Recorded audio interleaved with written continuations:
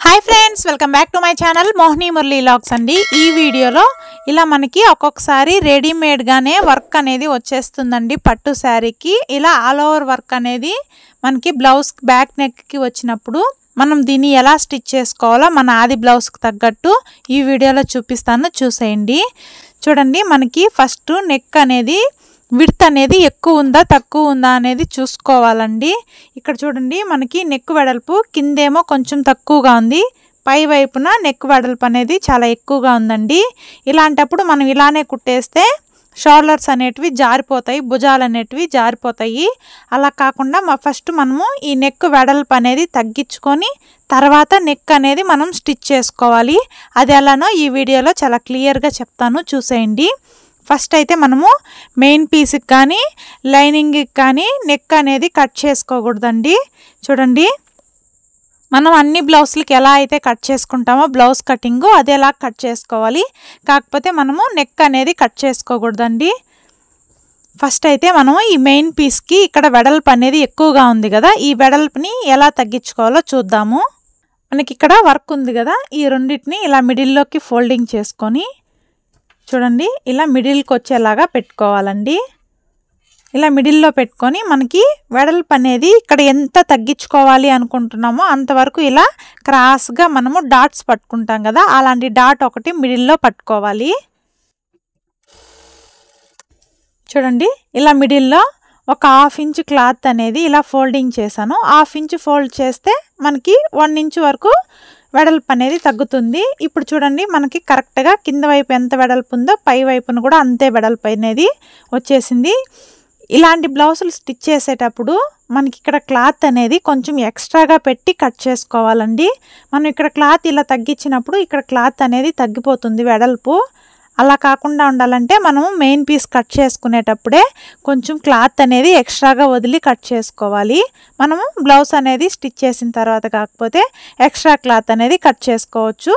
అలా కాకుండా తక్కువగా కట్ చేసుకుంటే మనము స్టిచ్ చేసేటప్పుడు అతుకులు వేయాల్సి వస్తుంది. బ్యాక్ పార్ట్లో మనం అలా అతుకులు వేస్తే చూడడానికి బాగుండదండి. ఇప్పుడు వెడల్పు అయితే తగ్గించుకున్నాం కదా, నెక్ ఎలా స్టిచ్ చేసుకోవాలో చూద్దాము. లైనింగ్ని తీసుకొని మిడిల్లో ఇలా నీట్గా రఫ్ చేసుకోవాలండి. మిడిల్ పాయింట్ అనేది మిడిల్లో ఒక టక్స్ అనేది ఇచ్చుకోవాలి. ఇప్పుడు లైనింగ్కి నెక్ డౌన్ అనేది మార్కింగ్ చేసుకుందాము. ఇక్కడ 1.5 ఇంచ్ అనేది నేను హెమ్మింగ్ కోసం వదిలిపెట్టానండి. ఆ హెమ్మింగ్ వదిలి దగ్గర నుంచి నెక్ డౌన్ అనేది మార్కింగ్ చేసుకుంటున్నాను. చూడండి, ఇది మనకి నెక్ డౌను. మనం పై వైపున డాట్ ఏదైతే పట్టుకున్నామో ఆ డాట్కి నేరుగా ఈ టక్స్ వచ్చేలాగా పెట్టుకొని ఇక్కడ కరెక్ట్గా మనకి నెక్ డౌన్ అనేది ఈ నెక్ లైన్ దగ్గరికి వచ్చేలాగా నీట్గా పెట్టుకొని మిడిల్లో ఒక స్టిచ్ అనేది వేసుకోవాలి.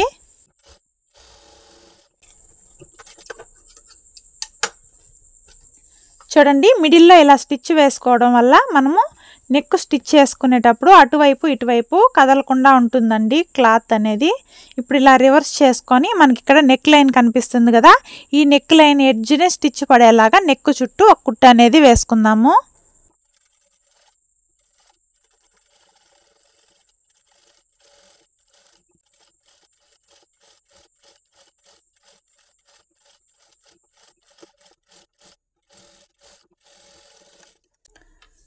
ఇలా నెక్ చుట్టూ కుట్టు వేసుకున్నాం కదా, ఇప్పుడు మనము నెక్ చుట్టూ ఒక 1/2 ఇంచు క్లాత్ అనేది ఖర్చు కోసం వదిలిపెట్టి ఎక్స్ట్రాగా ఉన్న మిడిల్లో క్లాత్ మొత్తం కట్ చేసుకోవాలి. ఇలా కట్ చేసుకున్న తర్వాత నెక్ చుట్టూ చిన్న చిన్న కట్స్ ఇచ్చుకోవాలండి. ఇప్పుడు లైనింగ్ని ఓపెన్ చేసి ఈ ఖర్చు అనేది లైనింగ్ వైపు పెట్టి లైనింగ్ పైన పై కుట్టు అనేది వేసుకుంటూ రావాలి.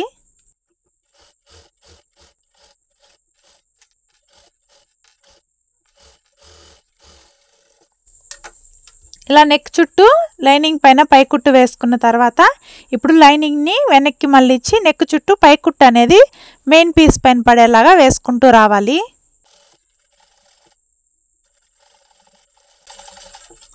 ఇక్కడ స్టోన్స్ ఉన్నాయి కాబట్టి మనం ఒక చేత్తో ఇట్లా లాగి పెట్టినట్టు లాగుతూ కుట్టుకుంటూ వస్తే ఈజీగా ఉంటుంది, పాదం అనేది ఇబ్బంది లేకుండా కుట్టడానికి.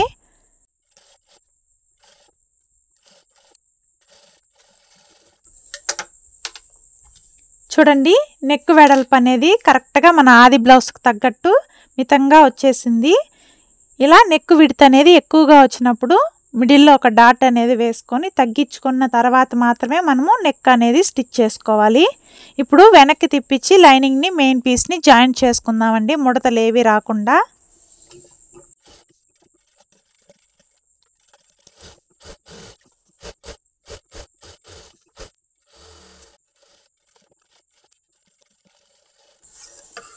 ఇప్పుడు ఎక్స్ట్రాగా ఉన్న మెయిన్ పీస్ మొత్తం కట్ చేసుకుందాము.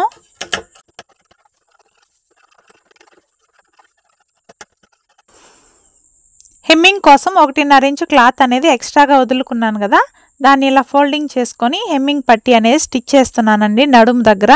దీన్ని ఇక్కడ మనం లూజ్ కుట్టు వేసుకుంటే కుట్టేసిన తర్వాత చేతి హెమ్మింగ్ అనేది చేసుకోవచ్చు.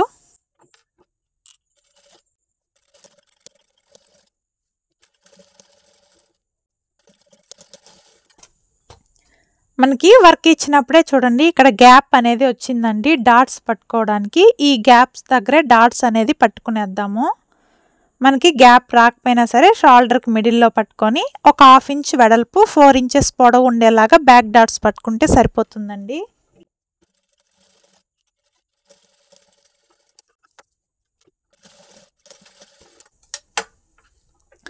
ఫైనల్గా ఆల్ ఓవర్ వర్క్ వచ్చిన బ్లౌజు నెక్ వెడల్పు అనేది ఎక్కువగా వచ్చినప్పుడు ఎలా తగ్గించుకొని కుట్టుకోవాలనేది ఈ వీడియోలో అయితే చూసారు కదా. ఈ వీడియో మీకు నచ్చినట్లయితే ఛానల్ని సబ్స్క్రైబ్ చేసుకొని వీడియోకి లైక్ చేయడం మర్చిపోకండి.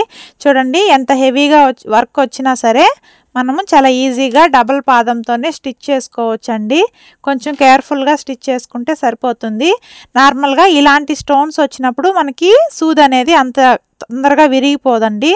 ఇక్కడ ఉంది చూడండి, ఇలా స్ట్రాంగ్గా ఉన్న స్టోన్ వచ్చినప్పుడు మాత్రమే మనకి నీడిల్ అనేది బెండ్ అవ్వడం కానీ ఇరిగిపోవడం కానీ జరుగుతుంది. ఇలాంటి పూసలు వచ్చినప్పుడు ఏంటంటే మనకి సూది అనేది మొక్కబోతుందండి, సూది అయితే విరిగిపోదు. అలాంటప్పుడు మనము ఓల్డ్ నీడిల్ ఉంటుంది కదా, కొంచెం మొక్కబోయిన నీడిలు, అలాంటి నీడిల్ వేసుకొని ఇలాంటి వర్క్ బ్లౌజులు స్టిచ్ చేసుకుంటే నీడిల్ కూడా మనకి సేవ్ అవుతుంది. అలాగే ఈ వీడియోలో మీకు ఏదైనా డౌట్ అనిపించినా నాకు కామెంట్ సెక్షన్లో కామెంట్ చేయండి, మీ కామెంట్స్కి రిప్లై ఇస్తాను. ఈ వీడియో మీకు ఎలా అనిపించిందో నాకు కామెంట్ సెక్షన్లో కామెంట్ చేయడం మర్చిపోకండి. Bye friends.